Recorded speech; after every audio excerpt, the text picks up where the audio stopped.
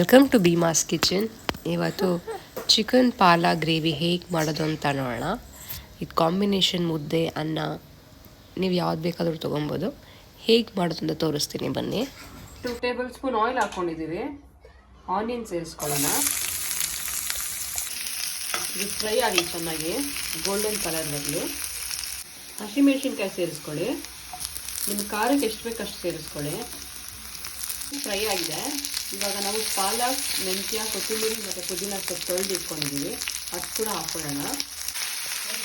Fry ಮಾಡ್ಕೊಳ್ಳಿದ್ದು ಕೂಡ. Tomato ಸೇರಿಸ್ಕೊಳ್ಳೋಣ. ಇದೆಲ್ಲ ಈಗ ಫ್ರೈ ಮಾಡಿದ್ರೆ ತುಂಬ ಟೇಸ್ಟ್ ಬರುತ್ತೆ. ಹಾಗೆ ಹಾಕಿದ್ರೆ ಬೇರೆ ಥರ ಟೇಸ್ಟ್ ಇರುತ್ತೆ, ಫ್ರೈ ಮಾಡಿದ್ರೆ ಬೇರೆ ಥರ ಟೇಸ್ಟ್ ಇರುತ್ತೆ. ಫ್ರೈ ಆಗಿದೆ. ಇವಾಗ ಮಿಕ್ಸಿಗೆ ಹಾಕ್ಕೊಳ್ಳೋಣ. ಸ್ವಲ್ಪ ಕೊಬ್ಬರಿ ಸೇರಿಸ್ಕೊಳ್ಳೋಣ. ಇದಕ್ಕೆ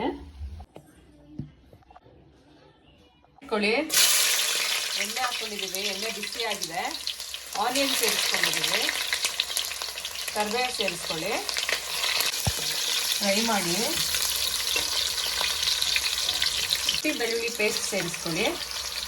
2 ಟೇಬಲ್ ಸ್ಪೂನ್ ಅಷ್ಟು ಸೇರಿಸ್ಕೊಳ್ಳಿ. ಫ್ರೈ ಮಾಡಿ ಚೆನ್ನಾಗಿ. ಒಳ್ಳೆ ಕಲರ್ ಚೇಂಜ್ ಆಗಿದೆ. ಶುಂಠಿ ಬೆಳ್ಳುಳ್ಳಿ ವಾಸನೆ ಹೋಗಲಿ.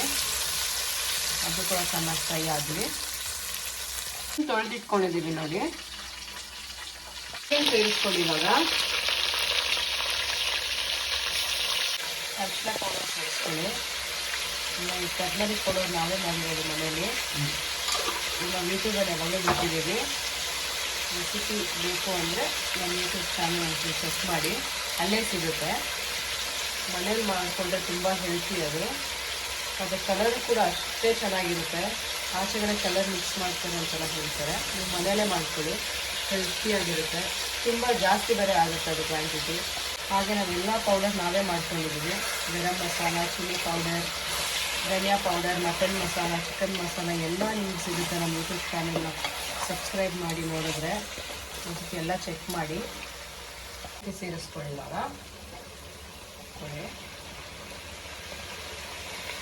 ಮಿಕ್ಸ್ ಮಾಡ್ಕೊಳ್ಳೋದ್ರಿಂದ ಅದಕ್ಕೆ ನಾವು ಚಿಲ್ಲಿ ಪೌಡರ್ ಸೇರಿಸೋಣ. ಯಾಕಂದರೆ ಹಸಿಮೆಣಸಿನ್ಕಾಯಿ ಹಾಕ್ಕೊಂಡಿರ್ತೀವಲ್ಲ, ಅದಕ್ಕೋಸ್ಕರ ಒಂದು ಖಾರ ಜಾಸ್ತಿ ಆಗಿರುತ್ತೆ. ಇವಾಗ ರುಬ್ಬಿಟ್ಕೊಂಡಿದ್ವಲ್ಲ, ಆ ಪೇಸ್ಟ್ ಸೇರಿಸ್ಕೊಳ್ಳೋಣ.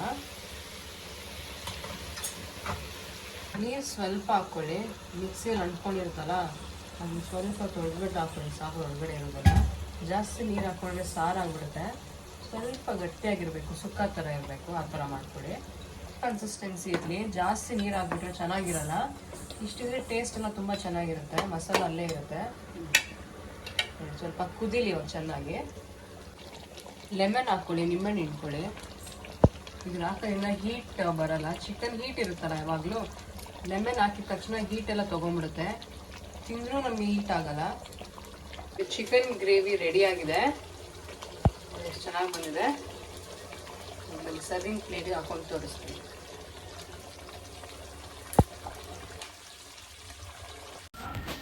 ನೋಡಿ, ಚಿಕನ್ ಪಾಲಕ್ ಗ್ರೇವಿ ರೆಡಿ ಆಗಿದೆ.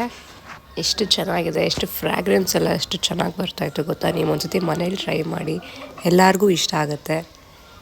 ಚಪಾತಿ, ಪೂರಿ, ಮುದ್ದೆ, ಅನ್ನ ಎಲ್ಲದಕ್ಕೂ ಕಾಂಬಿನೇಷನ್ ತುಂಬ ಚೆನ್ನಾಗಿರುತ್ತೆ. ನೀವು ಒಂದ್ಸತಿ ಟ್ರೈ ಮಾಡಿಬಿಟ್ಟು ಹೇಗಿದೆ ಅಂತ ಕಮೆಂಟ್ ಮಾಡಿ.